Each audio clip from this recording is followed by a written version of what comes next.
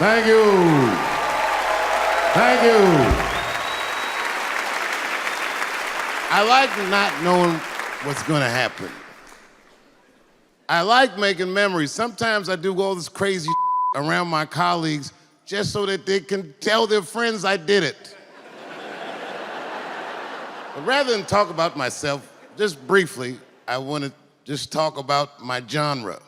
Stand-up comedy is an incredibly American genre. I don't think any other country could produce this many comedians. And unbeknownst to many people in this audience, I don't think there's opinion that it exists in this country that is not represented in a comedy club by somebody. Each and every one of you has a champion in the room. We watch you guys fight, but when we're together, we talk it out. I know comics that are very racist, and I watch them on stage, and everyone's laughing, and I'm like, that mother means that.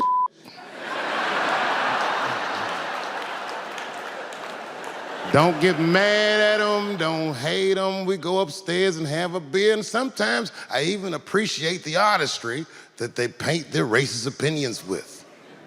Man, it's not that serious. The First Amendment is first for a reason. The Second Amendment is just in case the first one doesn't work out.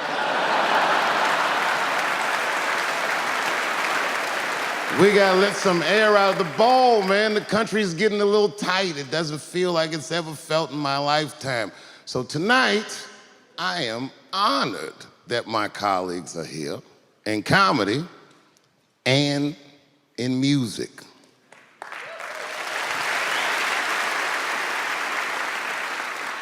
And I want everyone in America right now to look at me.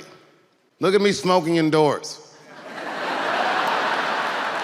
I didn't ask anybody, I just did it. What are they gonna do? Kick me out before I get the prize? No, nigga, this is called leverage.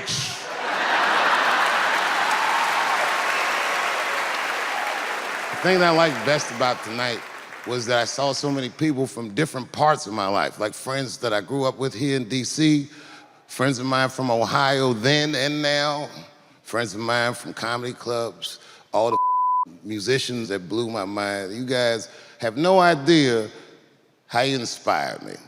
I want to give a special shout out to my OG, Tony Woods. Miles Davis has a quote. It's one of my favorite. Miles Davis said so much cool shit, but one of the things he said I always loved, he said, it took me years to learn how to play like myself. You know, he would watch other musicians, and he would try to play like Dizzy or Bird, or all the guys who were great.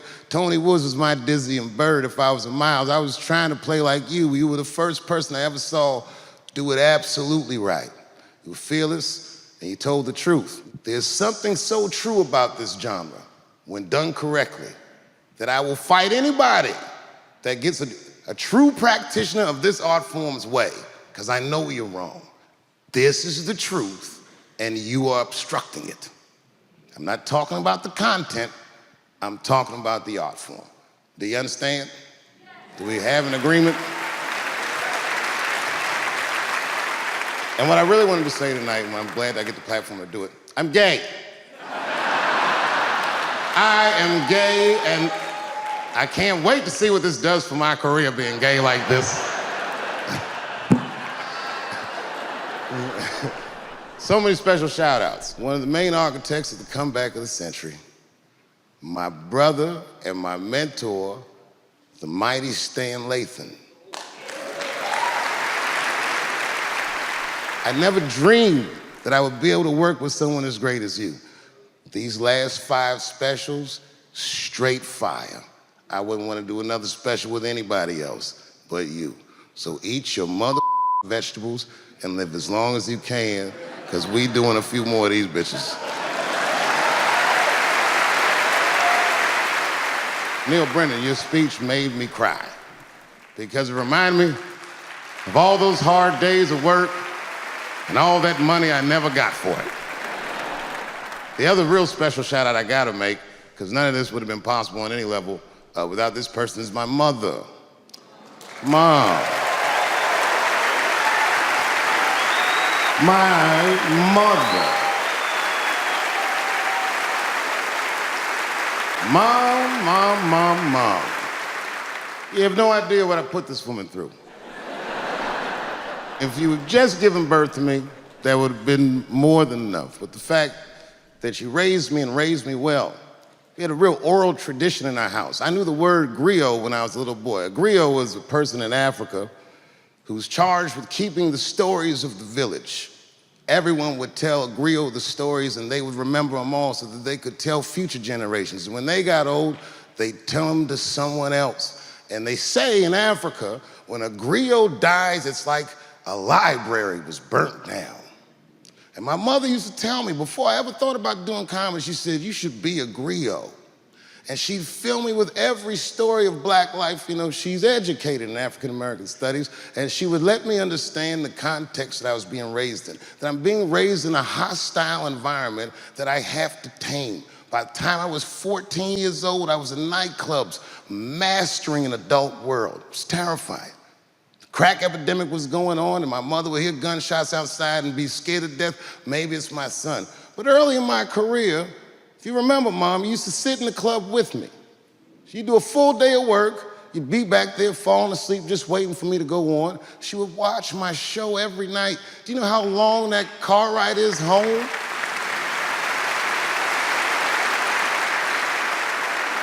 How many of you have ever heard your mother say, jokes were a little too much tonight, son?